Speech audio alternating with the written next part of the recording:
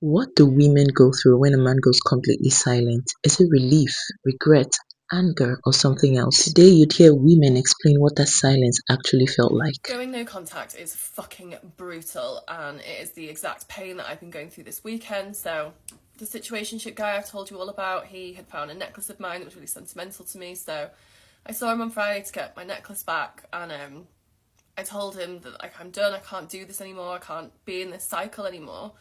So, I have deleted him, blocked his number, deleted my call records, everything. So I can't get in touch with him anymore, and it hurts and it's painful and I'm so fucking sad, but ultimately I know it's the best thing to do because he's not going to suddenly decide he wants to commit to me. So I can't have him in my life anymore.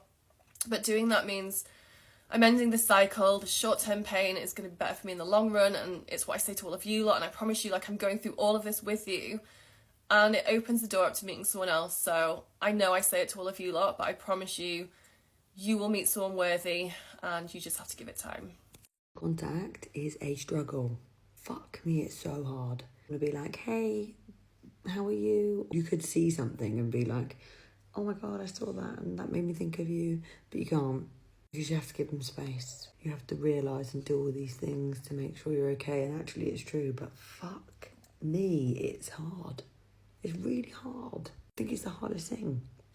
I still think you should do it. I'm not going back on my word. I wish I'd done it sooner, but my god. It's probably the hardest thing I've done. The whole breakup. Almost a week of no contact. And it's one of the hardest things I've ever had to do. To go from talking to someone every day, thinking about loving someone every day, showing up for someone every day, and then it's just nothing. It's the strangest feeling. The feelings come in waves. Because, I was doing okay almost all day. It just hits you. And it's almost this panic feeling that comes over you. It's like, wow, I'm not gonna see that person or talk to them or hear their voice. It's just really sad. Yeah, just feeling really sad right now. So this is my morning, like first morning, no contact. We've had arguments and stuff before, but we've still spoken.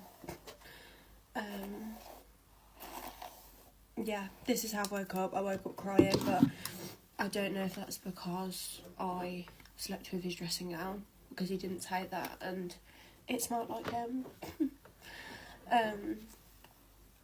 I still woke up confused. I just don't get it. I feel like there's more to it. I'm starting to think there was somebody else, but he's always said he was never like that. Just very abrupt. Very abrupt. And I just think if you care about someone, you don't do it. But we move. I've got work. Hopefully that will keep my mind off it throughout the day. And then I get to see Alicia, so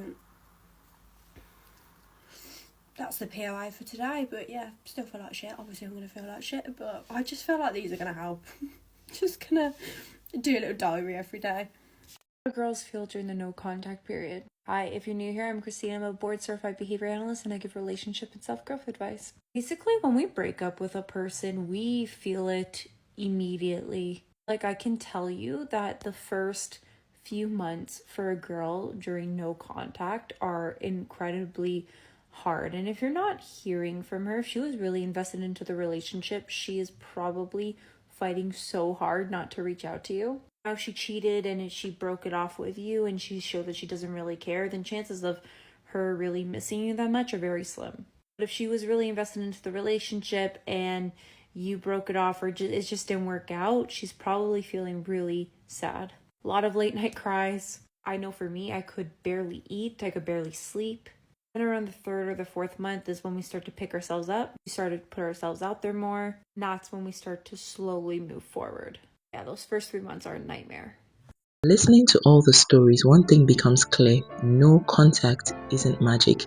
It doesn't expose women, it doesn't expose men, it exposes people. Sometimes silence becomes a wake-up call. Sometimes it becomes a wall that two people never climb over. One person is waiting for an apology, the other is waiting for a message, and while both wait, the relationship quietly dies. The real question here is why so many relationships reach a point where silence feels easier than an honest conversation. Pride has ended more relationships than distance ever could. Ego has buried words that could have healed broken hearts. So before celebrating who misses who more, perhaps we should ask ourselves something deeper. If two people genuinely cared about each other, why did silence become the loudest voice in the room?